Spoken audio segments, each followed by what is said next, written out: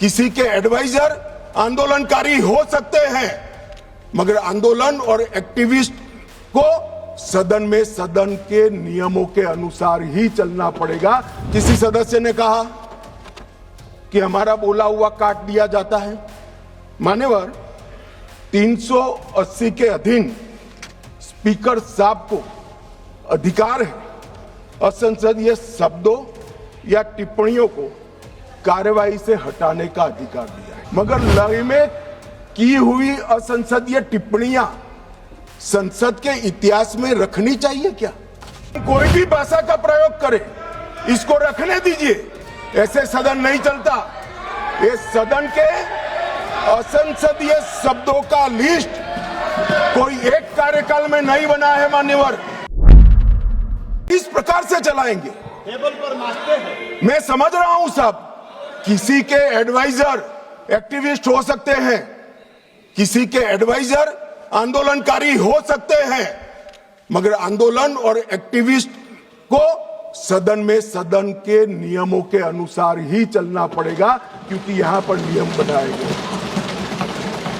नियम 375 के तहत गंभीर अव्यवस्था की स्थिति में सदन को स्थगित करना होता है।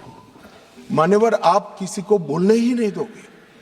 कितने भी बड़े महत्वपूर्ण मुद्दे हो, खड़े होकर आप विरोध करते रहोगे और प्रधानमंत्री जी की चेयर तक सारे महिला सांसद एकत्रित होकर आ जाएंगे। ये मैं नहीं मानता किसी भी प्रकार से।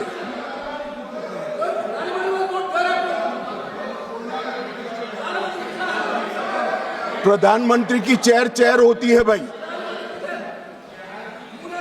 मान्यवर, इसीलिए 375 का प्रावधान की शक्तियां स्पीकर साहब को। अब किसी सदस्य ने कहा कि हमारा बोला हुआ काट दिया जाता है। मान्यवर, 380 के अधीन स्पीकर साहब को अधिकार है असंसदीय शब्दों या टिप्पणियों को कार्यवाही से हटाने का अधिकार दिया है। प्रयास तो करना चाहिए कि असंसदीय शब्दों या टिप्पणियों का प्रयोग न हो, मगर कई बार वक्ता लय में कर जाते हैं, कुछ जानबूझकर भी करते हैं। मगर लय में की हुई असंसदीय टिप्पणियां संसद के इतिहास में रखनी चाहिए क्या? कोई नहीं कहेगा रखनी चाहिए। असंसदीय टिप्पणियां संसद के इतिहास में रखने से आने वाले दिन के सांसद भी यही संस्कार लेकर जाएंगे। जब व्यवधान आता है और हटा दिया जाता है तो वो अपने आप, मैंने भी पढ़ा है विधानसभा में जब पहली बार विधायक बना कि क्या हटा दिया, तो मालूम पड़ता है कि ये शब्द हटा दिया जो असंसदीय है, मुझे नहीं बोलना है। मगर यहां तो आग्रह है कि हम कोई भी भाषा का प्रयोग करें, इसको रखने दीजिए। ऐसे सदन नहीं चलता। ये सदन के असंसदीय शब्दों का लिस्ट कोई एक कार्यकाल में नहीं बना है मान्यवर।